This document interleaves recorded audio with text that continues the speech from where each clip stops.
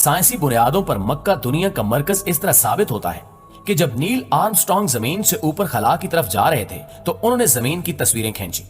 उन्होंने देखा कि जमीन खला में मुअल्लक एक काला कुरा है। नील आर्मस्ट्रांग ने अपने आप से सवाल किया कि इसे किसने लटकाया है। फिर खुद ही जवाब दिया कि इसे खुदा ने मुअल्लक करके थामा हुआ है। इसके अलावा उन्होंने मुशाहिदा किया कि जमीन के किसी खास मकाम से कुछ खास किस्म की शुआएं निकल रही हैं। उन्होंने इस चीज को मालूम करने के लिए अपने कैमरों को उस मकाम पर फोकस करना शुरू किया जहां से ये शुआएं निकल रही थी।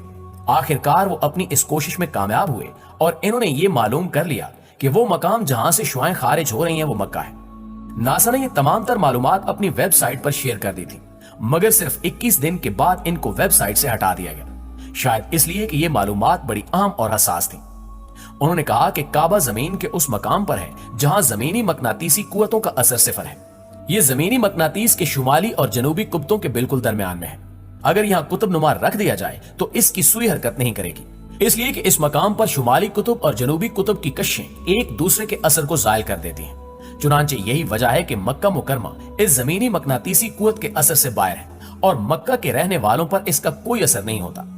नतीजतन जो कोई मक्का की तरफ सफर करता है या इसमें रहता है वो सेहतमंद और लंबी उम्र पाता है।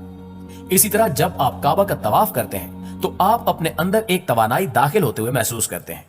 ऐसा इसलिए होता है कि आप जमीन के मकनातीसी मैदान की कुव्वत के असर से बाहर होते हैं और साइंसी बुनियादों पर यह बात साबित शुदा है। इसके अलावा मक्का की काली बसाल्ट चट्टानों के टुकड़ों को लेबोरेटरी में जाकर चेक किया गया है और यह बात मालूम कर ली गई है कि यह जमीन की सबसे कदीम तरीन चट्टानें हैं। इसके साथ साथ बरतानिया के अजायब घर में हिजरे अस्वद के 3 टुकड़े मौजूद हैं और इनका कहना है कि ये जिस चट्टान के टुकड़े हैं उसका हमारे निजाम शमसी में से कोई ताल्लुक नहीं, मतलब ये कि ये किसी दूसरी दुनिया से आए हुए हैं। इसके अलावा मिस्र के डॉक्टर अब्दुल बासित से जब पूछा गया कि अगर दुनिया की इस मुकद्दस तरीन जगह की इबादत या तवाफ को रोक दिया जाए तो क्या होगा, इनका कहना था कि अगर ऐसा होता है तो यकीनन दुनिया भर में अजाब ही नाजिल होंगे, क्योंकि अल्लाह ने हमें अपनी इबादत के लिए पैदा किया है। अगर हम वो काम ही न कर सके तो हमारा अंजाम बहुत बुरा होने वाला है। दोस्तों, बेशक मक्का एक महफूज और पुरअमन शहर है, इसलिए कुरान में इसको बल्दुल अमीन भी कहा गया है। यहां किसी चरिंद परिंद को भी नुकसान पहुंचाना ममनू है। यह तमाम अतराफ से ऊंचे पहाड़ों में घिरा हुआ है। यही वजह है कि यहां कभी कभार कम दर्जे के जल्जले ही आते हैं। चूंकि इस शहर का दर्जा हरारत अमूमन ज्यादा रहता है, इसी वजह से यहां जमीनी परत के नीचे चट्टानें चिपकने वाली और लेसदार है। इस वजह से भी मुस्तकबिल में अगर कभी यहां जल्जला आया तो इसकी शिद्दत कम रहेगी। काबा की एक और आम खसूसियत यह भी है कि मुसलमान इसके गिर्द तवाफ करते हैं। तवाफ का आगाज हिजरे अस्वद वाली जगह से किया जाता है।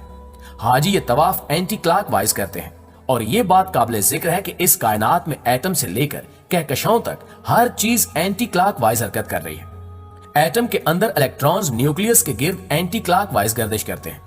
जमीन की तमाम प्लेटें अर्बैन प्लेट के गिर्द एंटी क्लॉकवाइज हरकत करती हैं। इंसानी जिस्म के अंदर साइटोप्लाज्म सेल के न्यूक्लियस के गिर्द एंटी क्लॉकवाइज हरकत करता है। प्रोटीन मॉलिक्यूल्स भी बाएं से दाएं तरफ यानी एंटी क्लॉकवाइज ही हरकत करते हुए तरतीब पाते हैं।